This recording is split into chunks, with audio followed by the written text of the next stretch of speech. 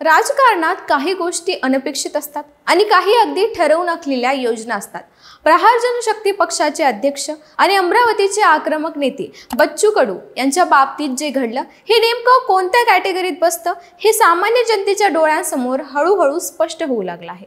नमस्कार, मी सृष्टी आणि तुम्ही पाहताय सत्य पे सत्ता, म्हणजे थोडक्यात पण महत्त्वाचे। शेतकऱ्यांच्या कर्जमाफीच्या मागणीसाठी अमरावतीमध्ये 7 दिवस उपोषण करणाऱ्या बच्चू कडूंनी आपल्या आंदोलनाची तीव्रता वाढवली आहे। 6व्या दिवशी त्यांच्या आंदोलनाची दखल घेत राज्याचे मुख्यमंत्री देवेंद्र फडणवीस यांनी थेट फोन करून संवाद साधला।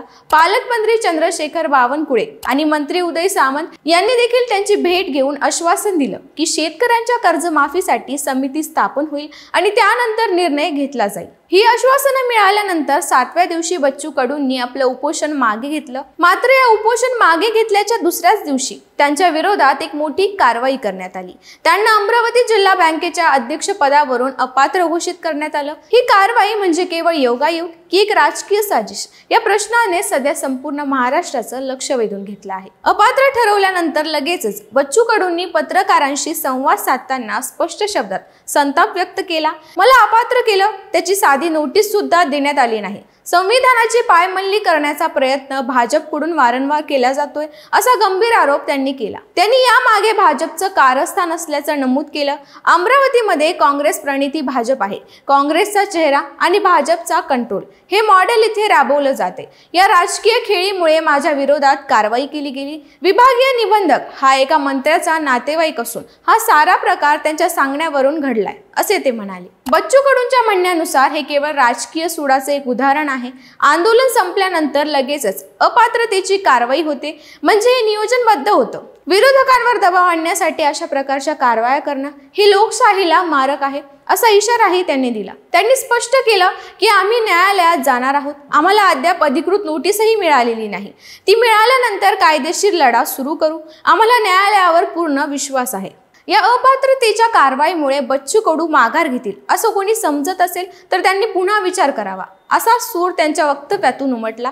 या प्रकारामुळे आमचं आंदोलन थांबणार नाही, उलट आणखी आक्रमकपणे लढा उभारला जाईल। शेतकऱ्यांच्या हक्कासाठी आम्ही माघार घेणार नाही, असं ठामपणे त्यांनी जाहीर केलं। राज्य सरकार विशेषतः भाजपवर निशाणा साधत बच्चू कडूंनी म्हटलं की सत्ता गाजवताना विरोधकांचा आवाज दाबण्याचा प्रयत्न हा लोकशाहीला घातक आहे।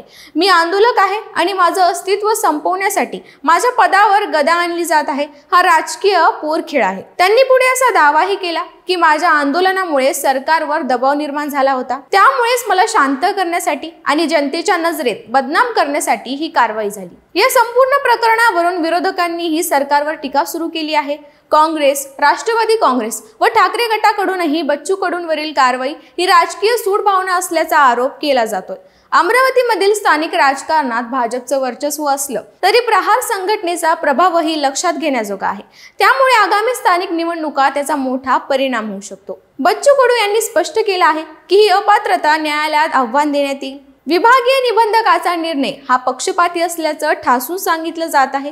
त्यांनी लवकरच पत्रकार परिषद घेऊन सविस्तर माहिती देण्याचं जाहीर केलं आहे। या संपूर्ण घटनाक्रमाकडे केवळ एका स्थानिक बँकेच्या अध्यक्षपदाचा निर्णय म्हणून पाहणं चुकीचं ठरेल।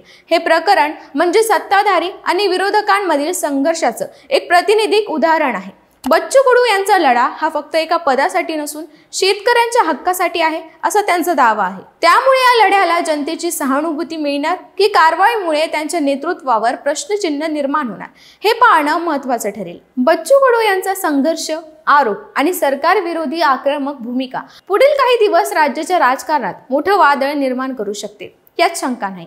या संदर्भातील घडामोडींसाठी पाहत राहा सत्य पे सत्ता, म्हणजे थोडक्यात पण महत्त्वाचे, आणि आमच्या चॅनलला सबस्क्राईब करायला विसरू नका।